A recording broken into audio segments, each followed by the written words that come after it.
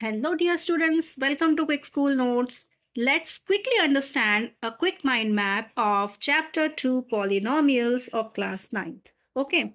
First of all, what are the terms and coefficients of a polynomial? तो plus और minus से जो भी सेपरेटेड वैल्यूज होती हैं उन सबको हम बोलते हैं टर्म्स. जैसे x square minus 4x plus 7 में 3 टर्म्स हैं, एक्स स्क्वायर, 4x और 7. ठीक है, तो इनको हम बोलते हैं टर्म्स. अब कोएफिशिएंट्स क्या होते हैं? कोएफिशिएंट्स होते हैं जो भी एक्स वाले टर्म्स हैं, जो एक्स और वाई हैं, मतलब जो वेरिएबल्स हैं उनके साथ जो कांस्टेंट वैल्यूज लगी हुई हैं उनको हम बोलते हैं कोएफिशिएंट्स. ठीक है, तो एक्स स्क्वायर के साथ कोई कांस्टेंट वैल्यू नहीं है तो यहाँ पर इसका कोएफिशिएंट होगा 1. जब कुछ नहीं होता है तो 1 होता है. फिर माइनस का 4x, तो x के साथ क्या है वैल्यू? -4, तो -4 is another coefficient. And last is 7, तो 7 is third one. So these three are the coefficients for this polynomial. ठीक है, तो ये हो गए आपके terms and coefficients. Now polynomials in one variable.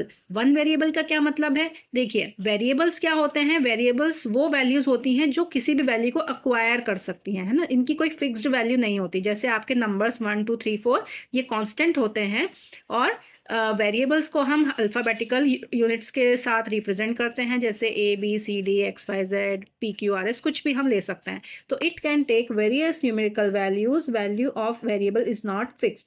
ठीक है, तो वन वेरिएबल मतलब क्या कि एक ऐसा एक्सप्रेशन जिसमें कि दो अलग अलग वेरिएबल ना हो. जैसे इसमें एक्स और वाई है, तो एक्स और वाई दो वेरिएबल हैं, तो ये 2 वेरिएबल वाला पॉलिनोमियल है. हमारे कोर्स में अभी 1 वेरिएबल है, तो 1 वेरिएबल मतलब सारे टर्म्स जो होंगे इसमें एक ही पॉलिनोमियल होगा. अगर y है तो सारा y है, x है तो सारे टर्म्स x वाले होंगे. ठीक है ना, तो एक ही टाइप का नंबर, एक ही टाइप का वेरिएबल आपको पूरे एक्सप्रेशंस में नजर आएगा. This is called polynomial in one variable. Okay, now comes the degree of a polynomial. ये बहुत ज्यादा इंपॉर्टेंट क्वेश्चन है, अक्सर पूछा जाता है what is degree of a polynomial. तो डिग्री होती है the highest power of the variable is called degree of polynomial. जैसे p ऑफ x मतलब पॉलिनोमियल ऑफ वेरिएबल x. एक ऐसा पॉलिनोमियल है जिसमें x वाले टर्म्स आपको मिलेंगे, तो p stand for polynomial here. तो p ऑफ x डिनोट किया जाता है किसी भी पॉलिनोमियल को. तो p ऑफ x जो पॉलिनोमियल है, let's say this is your polynomial 2x to the power 4 minus 6x cube plus 4x plus 1. तो इसमें हाईएस्ट पावर वेरिएबल की कौन सी है? तो हाईएस्ट पावर देखिए, x पे यहाँ पर पावर 4 है, यहाँ 3 है. जब कोई पावर नहीं होती तो उसको 1 मानते हैं, और कौन से टर्म में x की पावर 0 मानी जाती है. तो 4 जो है वो आपकी हाईएस्ट पावर है, तो degree of this polynomial is 4. Okay, now here are some algebraic identities. आपने फॉर्मूलाज पहले भी पढ़े हैं, like a plus B whole square, A square minus B square, वही हैं यहाँ पर x और y के टर्म्स में आपको दिए गए हैं. तो x plus Y whole square, X square plus 2ab plus B square, X square minus Y square is X plus Y into X minus Y, है ना. सिमिलरली ये सारे फॉर्मूलाज हैं. यहाँ पर आपको 3 यूनिट वाले भी फॉर्मूलाज मिलेंगे, जैसे कि x plus Y plus Z whole square. तो 3 में कैसा होगा? X square plus Y square plus Z square plus 2xy plus 2yz plus 2zx. ठीक है, ऐसे क्यूब है x cube plus Y cube, तो x plus minus Y whole cube क्या देगा आपको? x cube plus Y cube plus 3xy into X plus Y. Similar terms minus के साथ आएंगी. एक और फॉर्मूला है x cube plus Y cube plus z cube minus 3xyz. तो ये आपको क्या देता है? X plus Y plus Z whole bracket में, और another bracket x square plus Y square plus Z square minus x Y minus Y Z minus Z x. कुछ और स्पेशल आइडेंटिटीज हैं, जैसे कि a cube minus b cube या x cube minus y cube. It will give you x minus y into X square plus X Y plus Y square. X cube plus Y cube will give you X plus Y into X square minus x Y plus Y square, and X square plus Y square plus Z square minus x Y minus Y Z minus Z X. इस पूरे का answer होगा 1/2 into whole X minus Y whole square plus Y minus Z whole square plus Z minus X whole square. ये सारी identities हमें calculations में use होती हैं, अलजेब्रिक एक्सप्रेशंस को सॉल्व करने में यूज होती हैं. तो ये आपको सारी अच्छे से लर्न होनी चाहिए. ठीक है, now next comes the classification of polynomials, आप किस किस तरह से क्लासिफाई कर सकते हैं। देखिए पॉलिनोमियल्स में अलग अलग टर्म्स होती हैं, तो डिपेंडिंग ऑन द टर्म्स आप पॉलिनोमियल को क्लासिफाई करते हैं। तो 3 तरह के होते हैं, मोनोमियल, बाइनोमियल एंड ट्राइनोमियल, और उसके आगे अगर होंगे 3 से ज़्यादा टर्म्स होंगे तो हम उसको फिर बोलते हैं पॉलिनोमियल। पॉली मतलब मैनी, बहुत सारे, ठीक है। तो पॉली इज मैनी एंड नॉमियल मतलब टर्म्स। तो पॉलिनोमियल जो शब्द आता है वो आता है मैनी टर्म्स, जिसमें बहुत सारे टर्म्स होते हैं। अब इसमें अगर एक ही टर्म हो, लाइक अकेला 5x, बस कुछ प्लस माइनस कुछ भी नहीं है, अकेला 5x, तो दिस इज अ मोनोमियल। अकेला 7, एक अकेला टर्म है 7 और कुछ भी नहीं है, तो this is a monomial.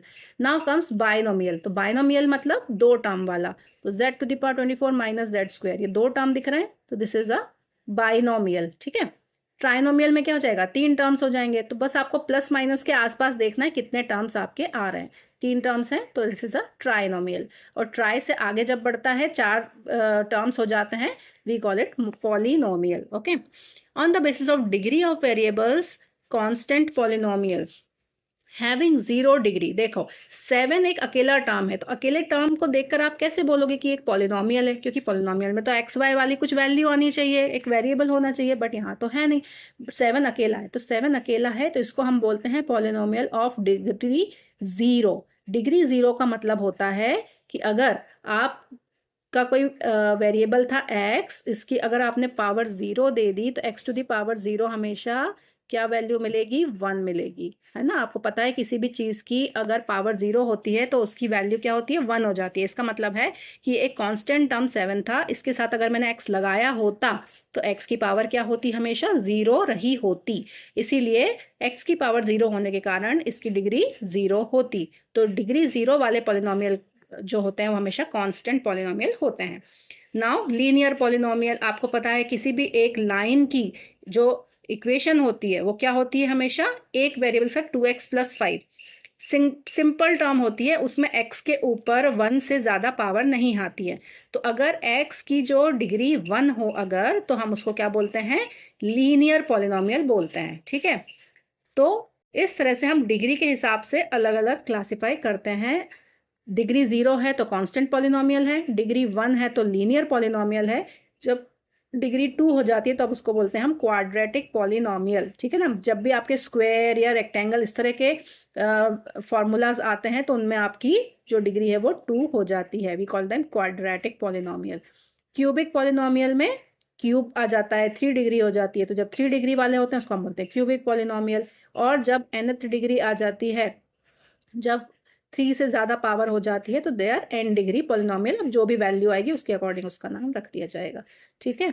And 0 polynomial, 0 देखिए एक ये 0 डिग्री है और एक है 0 पॉलिनोमियल, मतलब पूरा पॉलिनोमियल ही 0 हो जाता है। वो कब होता है, ऐसा पॉलिनोमियल जहां पर किसी वैल्यू को रखने पर वो पूरा पॉलिनोमियल ही 0 हो जाए, ठीक है, दैट इज कॉल्ड 0 पॉलिनोमियल।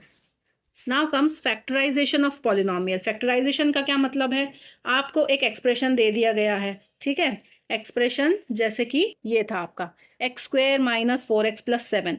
अगर मैं इस टर्म को इसके 2 फैक्टर्स मुझे निकालने हो तो मैं इसको ब्रेक करूंगी और 2 फॉर्म में ले आऊंगी जिसमें बीच में प्लस माइनस का कोई टर्म नहीं बचेगा, दोनों मल्टीप्लिकेशन में आ जाएंगे, तो दैट इज कॉल्ड फैक्टर्स। उसके फैक्टर्स निकालने, जैसे 4 के फैक्टर्स क्या होते हैं, 2 × 2, है ना। तो ऐसे ही जब x वाले टर्म्स है तो इनके भी हम फैक्टर्स निकाल सकते हैं। तो फैक्टराइजेशन के कुछ मेथड्स हैं। पहला है फैक्टर थ्योरम। फैक्टर थ्योरम का मतलब होता है कि हम एक ऐसी वैल्यू फाइंड आउट करना जिसको रखने पर आपका पॉलिनोमियल 0 हो जाए, ठीक है। तो मान लीजिए जैसे आपका पॉलिनोमियल है 2x - 4, तो 2x - 4 में अगर मैं x की वैल्यू 2 पुट कर दूं तो 4 - 4 बन जाएगा। 4 - 4 मतलब 0, पूरा पॉलिनोमियल मैंने 0 कर दिया। तो इसका मतलब है कि x की वैल्यू मैंने क्या रखी थी, 2। तो p ऑफ 2 रखने पर अगर मेरा पॉलिनोमियल 0 होता है तो 2 जो है वो एक ऐसी वैल्यू मिल गई, तो उसको मैं लिखूंगी x - 2 is a factor of p of x। मेरे पॉलिनोमियल का x - 2 एक फैक्टर होगा, ठीक है। तो x - 2 एक फैक्टर होगा। तो if x - a is a factor of p of x, then p of a is always 0। एक ऐसी वैल्यू है जिसको रखने पर मेरा पॉलिनोमियल 0 हो जाता है, तो x - a उसका एक फैक्टर होता है, ठीक है ना। इसका डिटेल्ड वीडियो मेरे चैनल पर है, आप आ जाकर देख सकते हैं। Then comes splitting the middle term, ठीक है। जो क्वाड्रेटिक पॉलिनोमियल होते हैं याद रखिए स्प्लिटिंग द मिडिल टर्म सिर्फ क्वाड्रेटिक में होती है जिसकी पावर 2 होती है। तो ax² प्लस bx+c, तो स्प्लिटिंग द मिडिल टर्म में क्या करते हैं हम, जैसे आपका ये एक एग्जांपल है x² प्लस 5x+6, तो इसमें आपको जब स्प्लिट करना है तो बीच का जो टर्म है उसको इस तरह से ब्रेक करना है कि दो ऐसे नंबर जिनको हम ऐड या सब्ट्रैक्ट करें तो ये वाला नंबर आए, और जब उनको मल्टीप्लाई करें तो आपका एंड वाला जो कांस्टेंट वैल्यू है वो आए, ठीक है ना। अगर x², वैसे तो इसका कोएफिशिएंट 1 है, अगर यहाँ पर कोई वैल्यू होती तो वो भी इसके मल्टीप्लिकेशन में लेनी पड़ती। तो अभी आपको x² प्लस 5x+6 में 5x को ऐसा तोड़ना है कि इसकी दो नंबरों को मल्टीप्लाई करने पर 6 आए और ऐड या सब्ट्रैक्ट करने पर 5 आए। तो हमें दो नंबर पता है 3 और 2, तो 5x को मैं लिख सकती हूँ 3x प्लस 2x, तो 3 into 2 will give you 6 and 3 plus 2 give you 5। तो इस तरह से हमने स्प्लिट कर दिया, इनमें से अब x कॉमन ले लिया तो x+3, और इसमें से 2 कॉमन ले लिया तो फिर x+3, तो x+3 अलग आ गया और x+2 अलग आ गया। इस तरह से मैंने इनके फैक्टर्स निकाल लिए। याद रखिए जब भी दो फैक्टर्स ब्रैकेट में आते हैं तो इनके बीच में कभी भी प्लस माइनस कुछ नहीं बचना चाहिए, सारा ब्रैकेट के अंदर आ जाना चाहिए, ठीक है। तो this is how we will do splitting the middle term.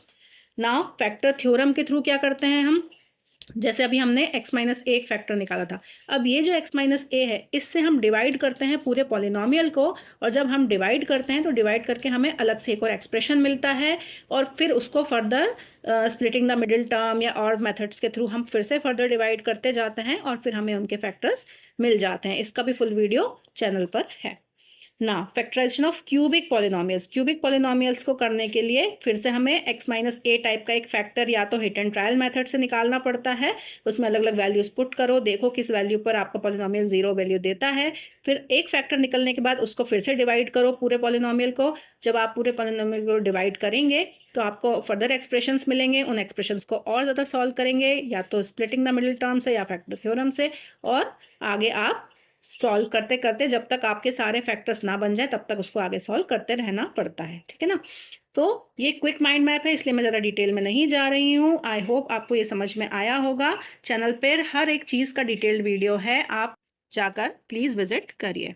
Okay, so that's all for now, thanks for watching. This was the quick mind map of chapter 2 polynomials of class 9th. Please subscribe, share and like.